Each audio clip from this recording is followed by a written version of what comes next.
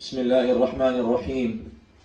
إن الحمد لله نحمده ونستعينه ونستغفره ونعوذ بالله من شرور أنفسنا ومن سيئات أعمالنا. من يهده الله فلا مضل له ومن يضلل فلا هادي له، ونشهد أن لا إله إلا الله وحده لا شريك له، وأشهد أن محمدا عبده ورسوله. رب اشرح لي صدري ويسر لي أمري واحلل عقدة من لساني يفقهوا قولي. اللهم علمنا بما ينفعنا وانفعنا بما علمتنا وزدنا علما. أما بعد. السلام عليكم ورحمة الله وبركاته.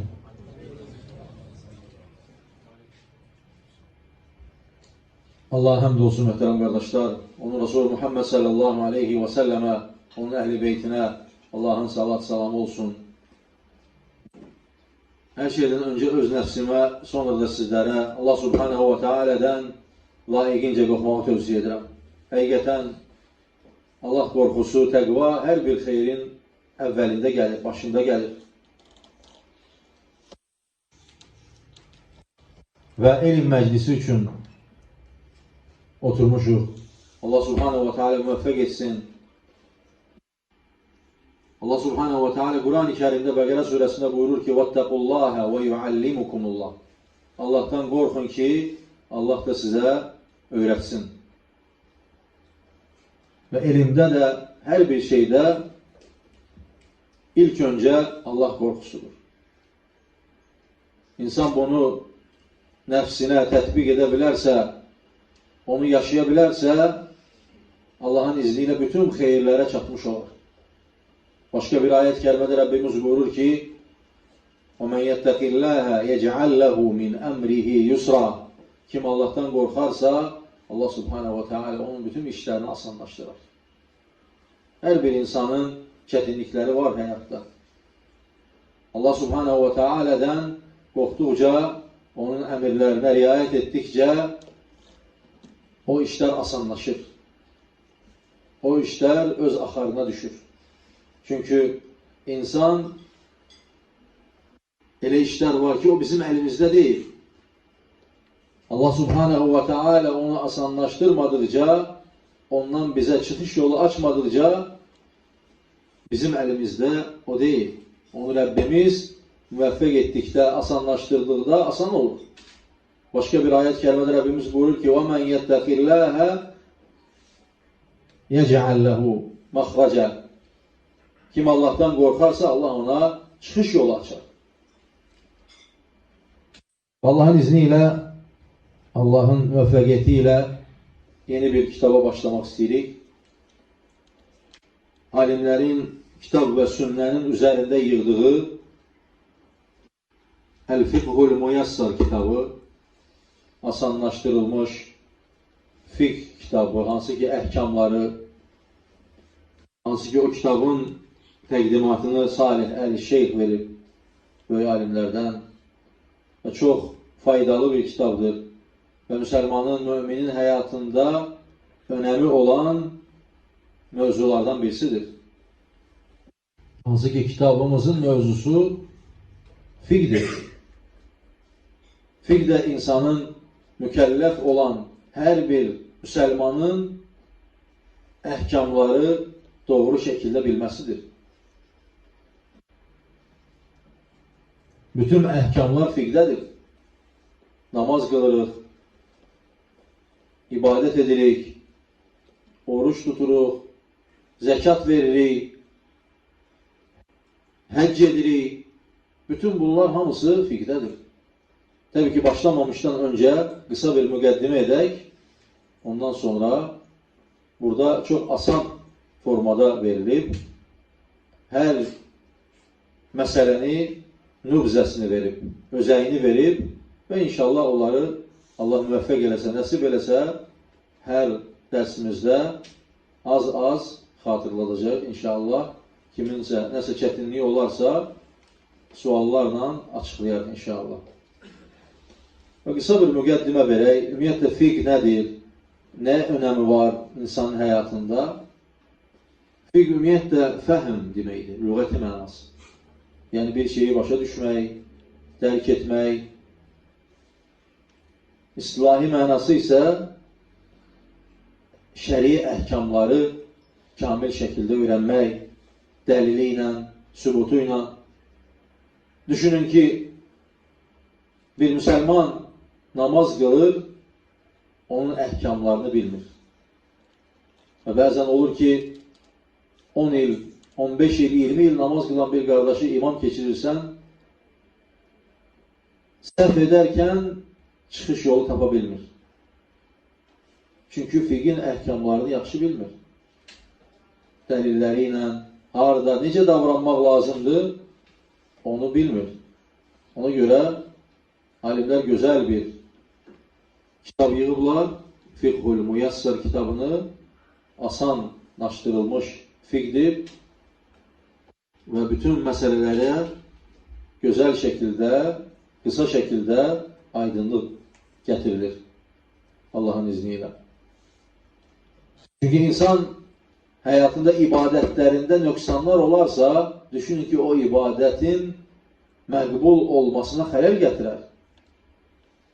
Necə ola bilər ki, bir insan zəkat verir, namaz qılır, oruç tutur və onun əhkamlarının necə edilməsini bilmir. Ona görə hər şeydən öncə insan özünə lazım olan elmi bilməlidir.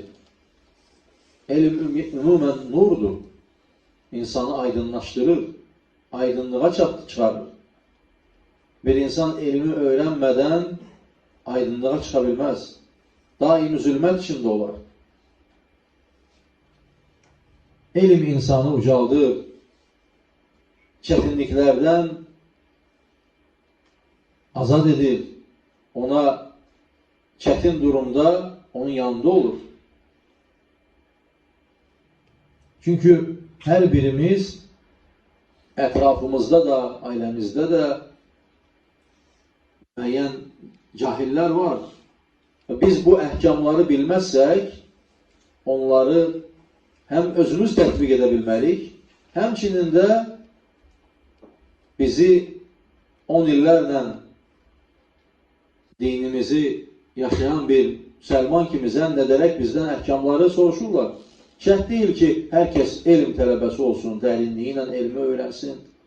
O heç, hər bir insan onu edə bilmir müəyyən səbəblərdən. Ancaq hər bir insanın, hər bir müminin üzərində vacibdir ki, vacib olan əhkamları bilsin.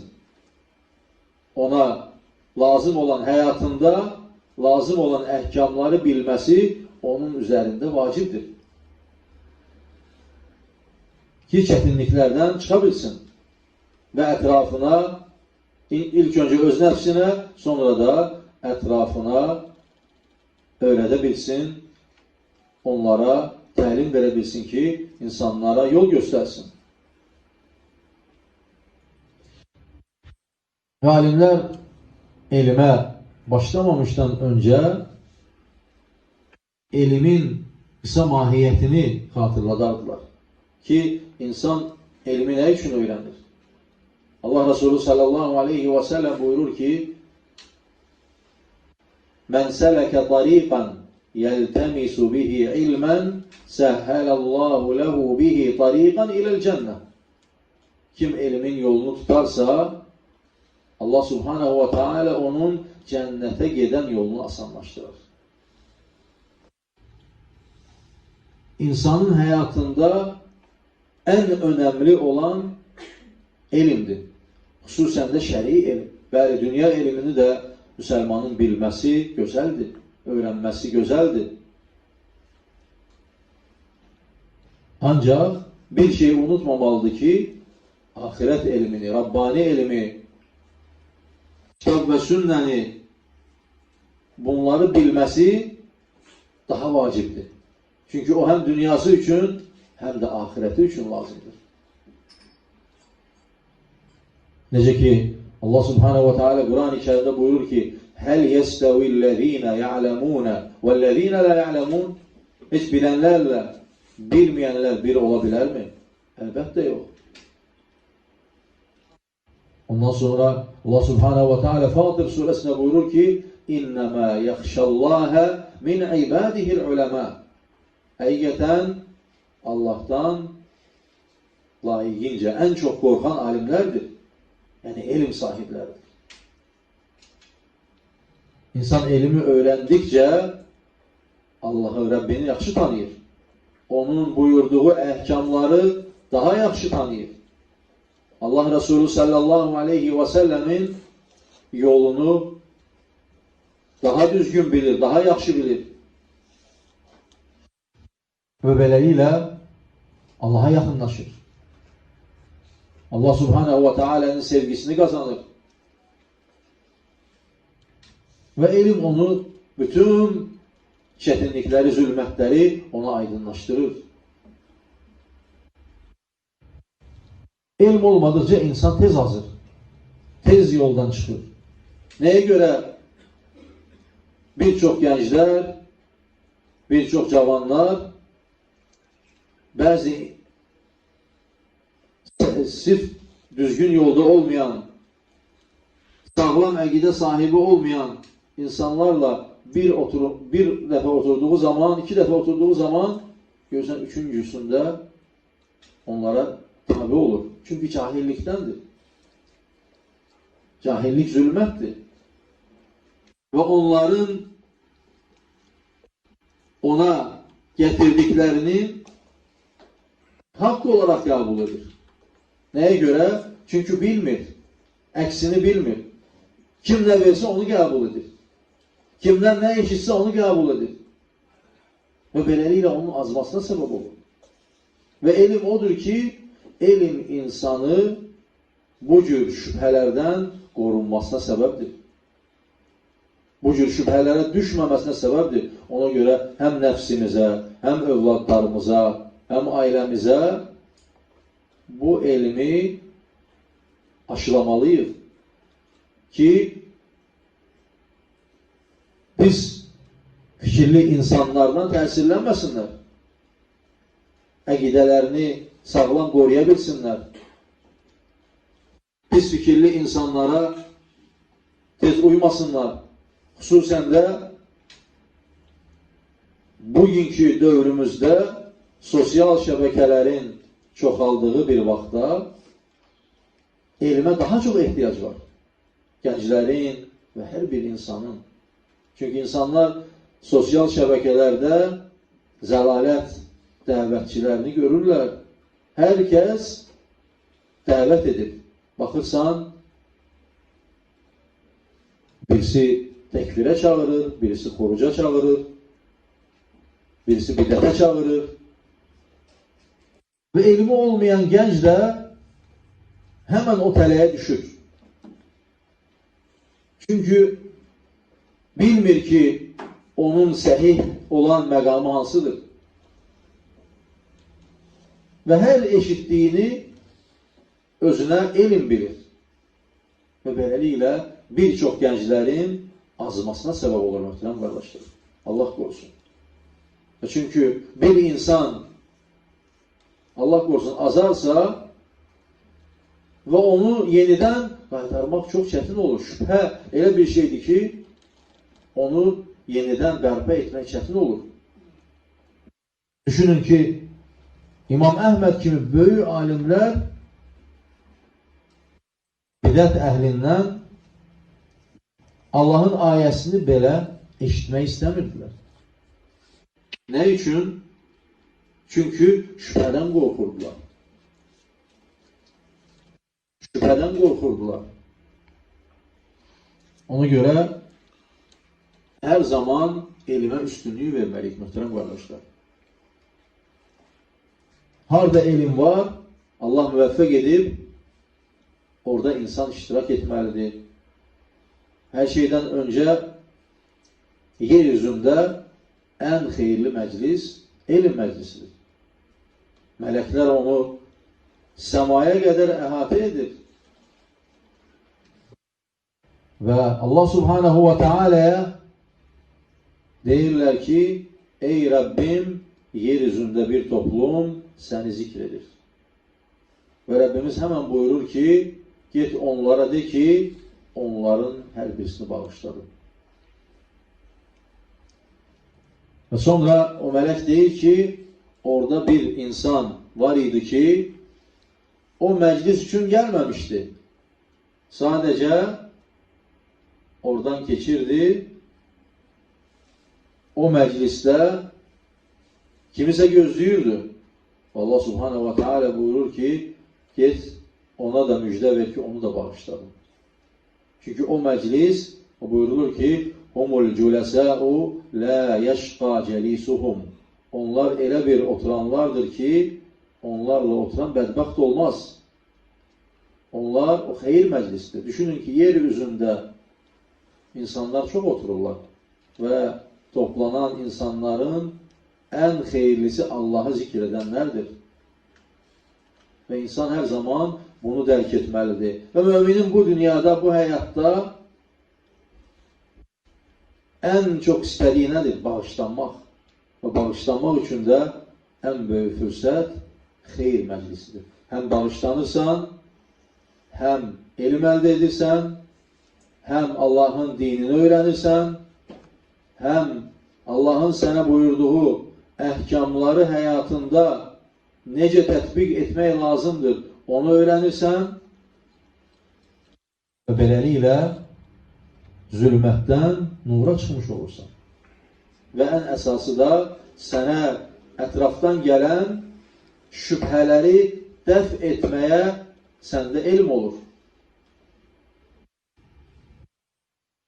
Ve ilim öğrenmemişten önce insan ilmi sevmelidir. Ki onda himme yaransın. Nefsinde himmeni yaratmalıdır. Ve bilmelidir ki ilim onun için her şeyden değerlidir.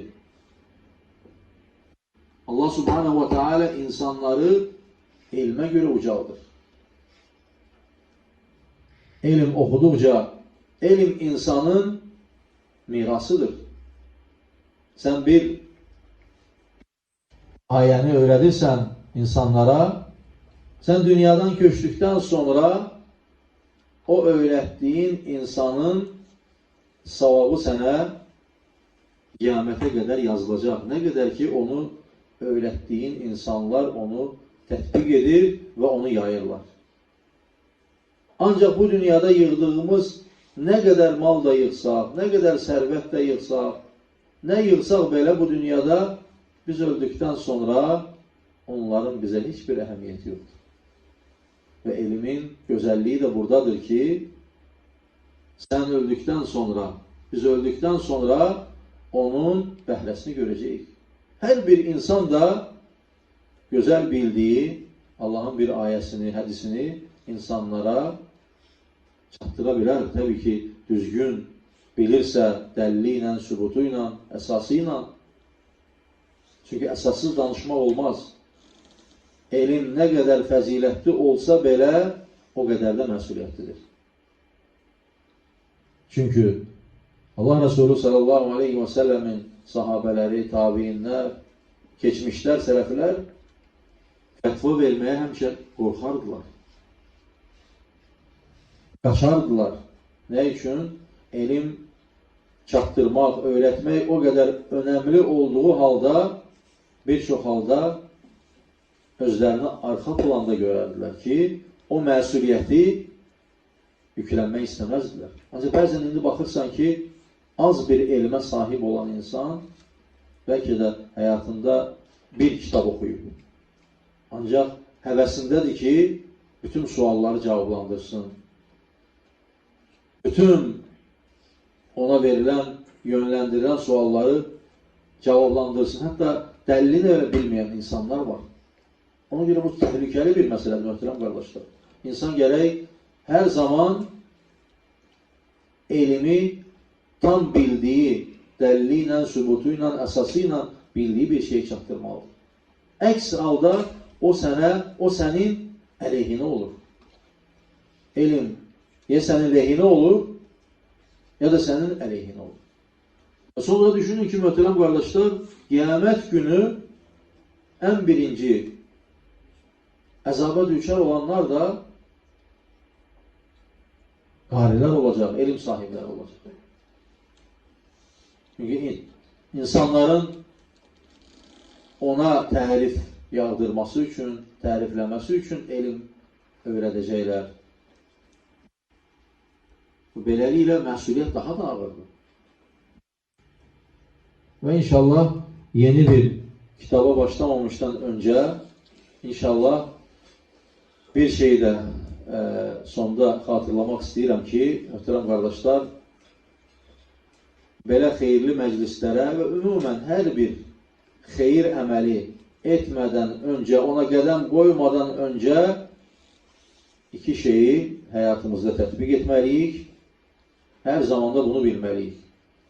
Çünki o şeylər olmadıqca nə elmin, nə məclisin və heç bir ibadətin, heç bir əhkamın, heç bir əməlin bizə faydası olmaz. Onlardan birincisi, niyyətimizi düzgün tutmalıyıq, ixlasla, düzgün şəkildə niyyət etməliyik, elmimizi, Allahın rizasını qazanmaq üçün insan bu niyyətini yeniləməlidir. Necə ki, bizdən fəzilətli insanlar təkrar niyyətlərini yeniləyərdilər.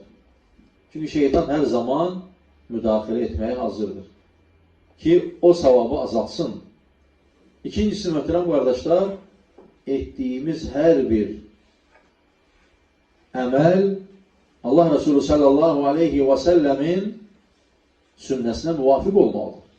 Əgər ondan kənara çıxarsa, o rədd olunar. Necə ki, Allah Resulü sallallahu aleyhi və səlləm hədisində buyurur ki, Mən əhdəfə fi əmrinə hədə mə leysə minhu fəhvərət. Kim bizdən olmayan, bizim dinimizdən olmayan bir şeyi gətirərsə, o ondan rədd olunar. Allah hər birimizi xeyirlərə müvəffəq etsin. Allah subhanahu wa ta'ala bizləri bu məclisdən çıxmadan bağışlanan qullarından etsin. Allah subhanahu wa ta'ala hər birimizi eşidib faydalanlarından etsin. Və sallallahu və səlləm alə nəbiyyina və həbibina Muhammed.